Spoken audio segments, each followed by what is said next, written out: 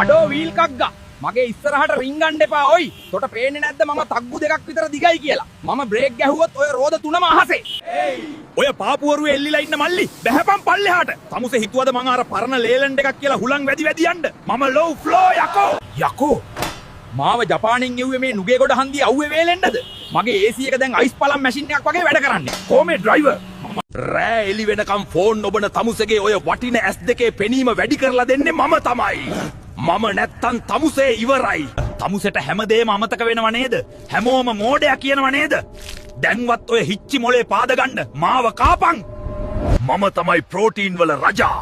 මගේ ඇතුලේ තියෙන යකඩ ටික තමුසේගේ ලේවලට ගියාම තමුසේගේ බයිසෙප් එක නිකම්ම පිම්බෙයි. මමයි තමුසේගේ බඩේ තියෙන අනවශ්‍ය තෙල් ඔකම දිය කරලා දාන හොඳම පළතුර. බඩ අඩු කරගන්න ඕන නම් මාව අමතක කරන්න එපා. තමුසේගේ ඇඟේ තියෙන විෂ මම පිච්චුවේ නැත්නම් තමුසේ ලෙඩ ගොඩක්. විටමින් C කියන්නේ මගේ ආයුධය. ඇම්බුල් කියලා මූණ ඇම්බුල් කරන්නේ නැතුව මාව ඇඟට ගනින්. අඩෝ මොන ජරාවක්ද ටැගියට වක් කරන්නේ? මම ඩීසල් බොන එකෙක් මිසක් භූමි තෙල් බොන ලන්තෑරුමක් නෙවෙයි. ඔය ජරාව නිසා පපුව දනවා. තව එකපාරක් ඔක දැම්මොත් මම ස්ටාර්ට් වෙන්නේ නැහැ. තොට වෙන්නේ මාව කරේ තියන් කුඹුරට යන්න. මොකද මගේ පිටිපස්සට වෙලා බලාගෙන ඉන්නේ? මම වැඩ කරද්දි මඩ විසි වෙනවා කියලා දන්නේ නැද්ද? ඔන්න බලාගනි. මම දැන් රෝදේ කැරකුවා විතරයි තොගේ සරමයි මූණයි ඔක්කොම මඩ ගුලියක් කරනවා. මාව පෑගුවා වැඩි. දැන් කාපන් මඩ. යකෝ මේක පාරක්ද?